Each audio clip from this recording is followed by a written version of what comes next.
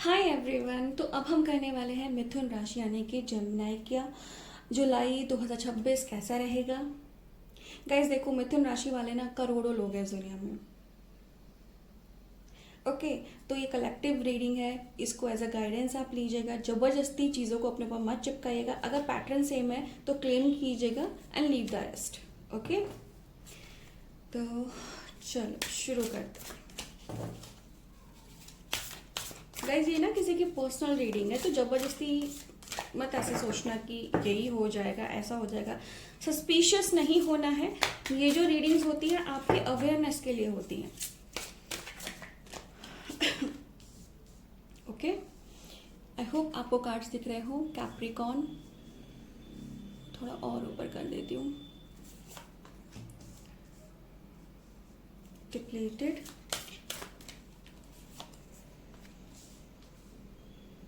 Pisces,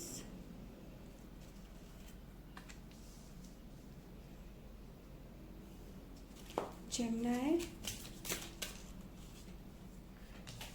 10th house,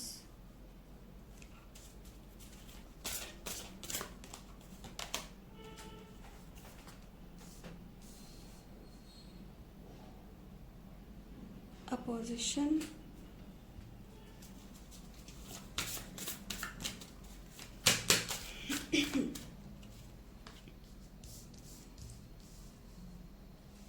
गर्मी सर्दी की वजह से ना कभी ठंडा कभी गर्म मेरा गला खराब हो गया है। व्यस्ता,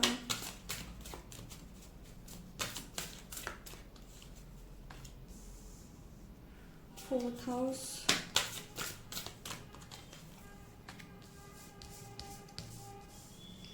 Venus,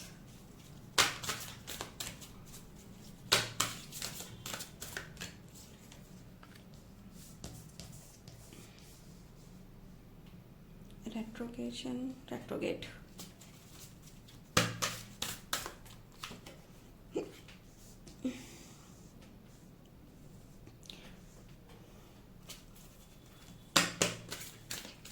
mid heaven, north node,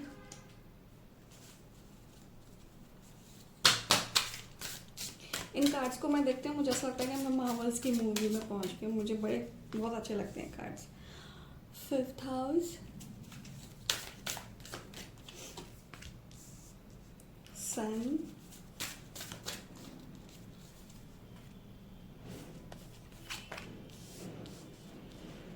Juno,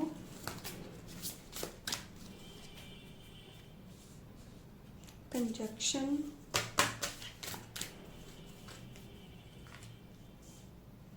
transit, Leo and bottom of the deck में है 9th हाउस।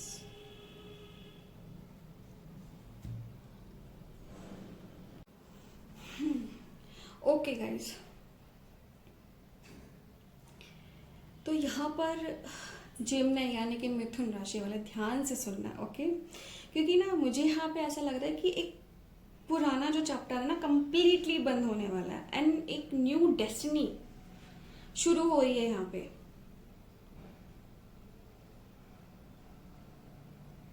ये जो मंथ है ना, कहते हैं ना, एक नॉर्मल मंथ जैसा नहीं है। जैसा मई गया, जून गया, जुलाई बहुत सारे लोगों के लिए, इनफैक्ट हर राशि के लिए कुछ ना कुछ नया लेके आ रहा है। मिथुन के लिए तो बहुत कुछ अलग ही लेके आ रहा है। ये जो मंथ है ना गाइज, ये ट्रांजिशन मंथ है। जैसे ऐसे होता है ना कि जैसे एक ट्रेन का एक स्टेशन आपने छोड़ दिया और दूसरे की तरफ बढ़ रहे हो, तो जुलाई मंथ में ना आपकी लाइफ में बिल्कुल वैसा ही है कि एक नया फेज आने वाला है, पुराना निकल गया। एंड पता है सबसे इंटरेस्टिंग बात क्या है आपके साथ में, कि ये जो सारी चीजें ना साइलेंटली शुरू हुई हैं। एंड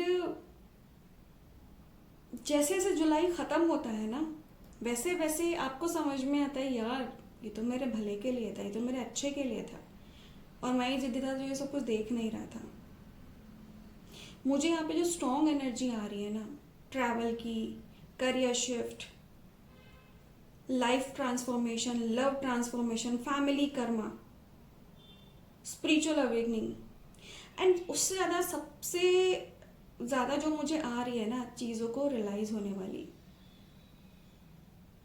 देखो, आप ना आप हमेशा खुद को समझाने की कोशिश कर रहे हो, एंड जुलाई में भी मुझे ऐसा दिख रहा है ना, 2026 का जो जुलाई है उसमें मुझे ऐसा दिख रहा है ना, आप अपने आप को कन्विंस करने की कोशिश कर रहे हो किसी चीज़ के लिए। पहले कुछ महीनों में आपने ना बहुत कुछ चाहा, मतलब बहुत चीज़ें आपको कंप्लीट करनी थी, लेकिन वो हो नहीं पाई। आपके गोल्स, आपकी प्रायोरिटीज, आपके रिलेशनशिप। तो जुलाई में ना सडनली आप ऐसा फील कर सकते हो, यार जो मेरी पुरानी लाइफ थी ना, मैं उसमें फिट क्यों नहीं बैठ रहा हूँ, क्यों सारी चीज़ें पूरी नहीं हो रही है, मैं कितनी तो कोशिश कर रहा हूँ। एंड यहाँ पर ना ट्रैवलिंग में मुझे जिमनाई वाले ना मोस्टली मोस्टली मुझे यहाँ पे ना फॉरेन का, मतलब फॉरेन कंट्री का, विदेश यात्रा का प्लान कर रहे हो, अपना वीज़ा यानी कि पेपर वर्क भी आप कर सकते हो। या फिर ऐसा हो सकता है कि आपके इंटरनेशनल क्लाइंट्स हैं, उनसे आपका अच्छा बॉन्ड बनेगा, उनसे कांटेक्ट होगा, बॉन्ड होगा, एंड ऑनलाइन दुनिया से आप पैसा कमा सकते हो। कुछ लोग यहाँ पे ना फिजिकल ट्रैवल नहीं कर रहे हैं, लेकिन मेंटली एक्सपेंशन बहुत ज़्यादा कर रहे हैं। किसी न्यू कहते हैं ना प्रोजेक्ट पे का आइडिया आ जाएगा, चलो इस पे काम करते हैं, कुछ नया स्किल सीख लेते हैं, जैसे कोई सर्टिफिकेट हो गया, कोई डिग्री हो गई, स्किल वाली, एकेडमिक नहीं, प्रोफेशनल। एंड गाइज यहाँ पे जो ये रेट्रोगेट की एनर्जी है ना, इसमें आपको क्या सावधानी रखनी है। देखो, जब भी रेट्रोगेट की एनर्जी आती है ना, डरना नहीं है उससे। हो सकता है कि आपके कम्युनिकेशन में, प्लानिंग में थोड़ी डिले आ जाए, पर it's for your own good.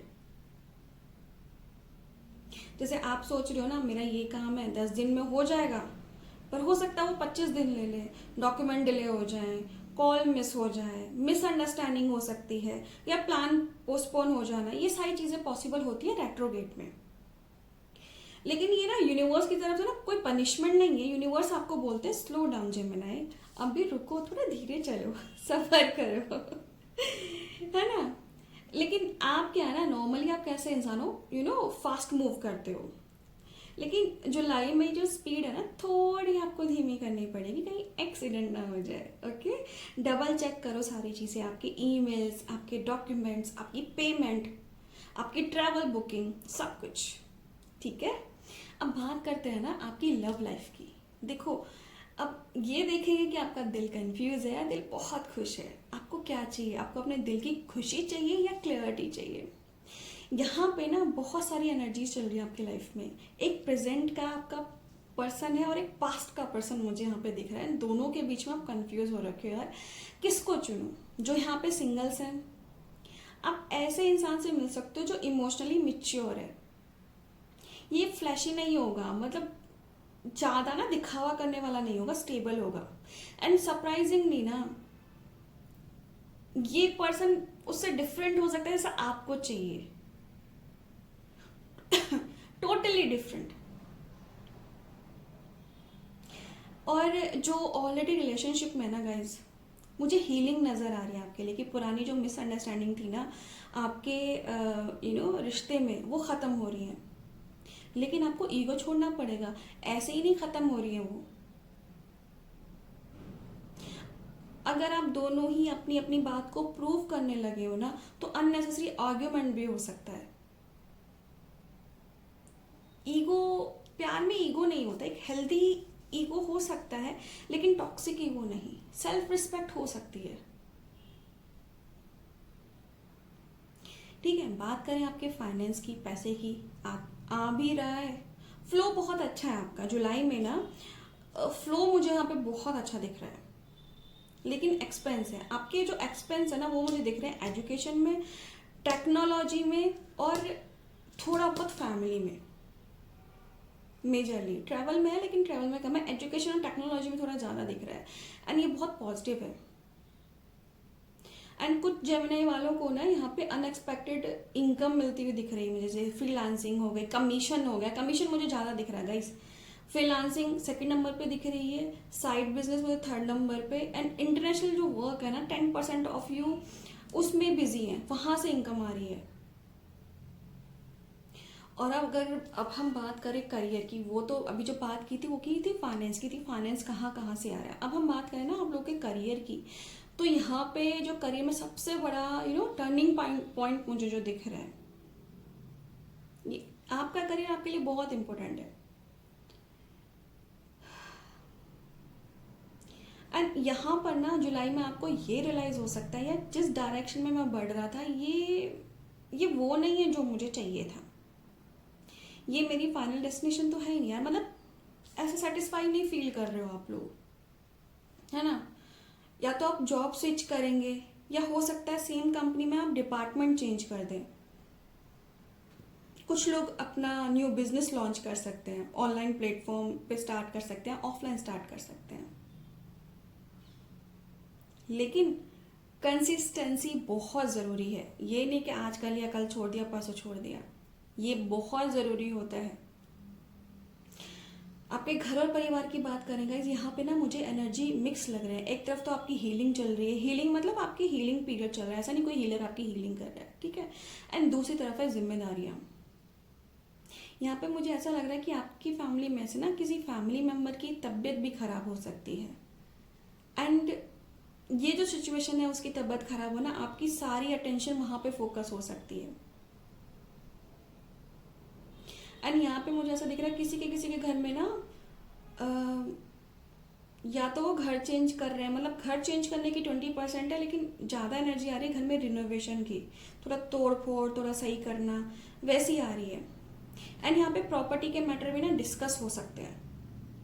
हो सकता है ये जो बीमार है, घर का कोई बुजुर्ग इंसान है, हो सकता है कि उनको ऐसा लग रहा है कि उनके जाने का टाइम है, तो प्रॉपर्टी के हिसाब से मैटर आ सकता है कि क्या किसको मिलेगा या नहीं मिलेगा। ये सारी चीजें हैं इस मंथ में।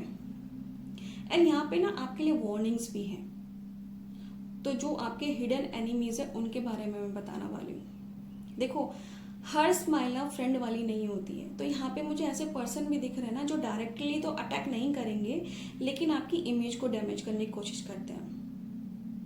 अब वो कर क्या सकते हैं, अगर आप काम पे हो, वर्क प्लेस पे हो, आपके बारे में कानाफूसी करना, सोशल मीडिया पे अगर आप कुछ पोस्ट कर रहे हो, किसी ने उसमें अच्छा कमेंट किया, उसके इनबॉक्स में जाके बताना, अरे या तो ये तो ऐसा है। अगर फ्रेंड सर्कल है तो किसी कॉमन फ्रेंड को आपके बारे में भला बुरा बोलना। तो यहाँ पे आपके लिए एडवाइस क्या है कि ओवर शेयरिंग नहीं करनी है आपको, हर प्लान सबको मत बताओ। एंड इस मंथ की सबसे बड़ी जो ब्लेसिंग आ रही है ना, वो 15 जुलाई से लेके एंड तक रहेगी, आपको क्लियरिटी मिलेगी। एंड ये जो क्लियरिटी ना किसी टैरो कार्ड से नहीं मिलेगी, लाइफ के एक्सपीरियंस से आएगी आपको। आपके करियर में ना एक सडन से डायरेक्शन आएगी, अरे यार मुझे ये रास्ता चुनना चाहिए था, ये मेरे लिए बेस्ट है। एंड यही आपका फाइनल डेस्टिनेशन भी होगा आपकी सबसे बड़े लाइफ गोल में। अब बात आती है कि डिवाइन यानी कि ईश्वर आपसे क्या करना चाहते हैं। आप किसी भी धर्म से आप ये चीज देख सकते हैं, ठीक है, इसमें कोई बाउंडेशन नहीं है, ये सभी के लिए। तो यहाँ पे जो डिवाइन है ना, वो आपसे क्या करना चाहते हैं, वो बोल रहे हैं कि आप ना बहुत टाइम से किसी चीज का ना आंसर ढूंढ रहे हो, लेकिन जुलाई का जो लेसन है ना आपके लिए ये है कि हर बार आंसर नहीं मिलते, कुछ आंसर अपने अंदर होते हैं, जैसे आपके ड्रीम्स हो गए, मेडिटेशन हो गए, इंट्यूशन हो गए, साइन हो गए। इनको भी देखो, इनको सुनो, समझो। ओवर फेथ नहीं करना है, लेकिन उनको डिकोड करने की कोशिश करो। एंड फाइनली बोलो ना guys, this is the road to your next chapter.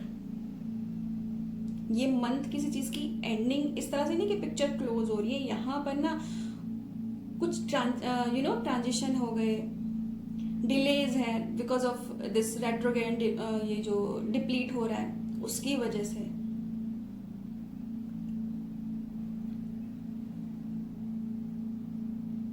लेकिन अब जो आएगा ना वो ज्यादा अलाइंड होगा, ज्यादा फोकस्ड होगा, चाहे वो करियर है, पर्सन है या सिचुएशन है। अगर मैं एनर्जीज की बात करूँ ना, तो जुलाई का जो मंथ है आपके लिए एनर्जीज लेके आना, वो 8.8 9 8.8 कह सकते हैं 10 में से। आपका बेस्ट एरिया रहेगा आपका करियर और जो न्यू स्किल सीख रहे हो। और जो आपको ध्यान देना है सबसे ज़्यादा वो है कम्युनिकेशन। ओवर शेयरिंग नहीं करनी आपको।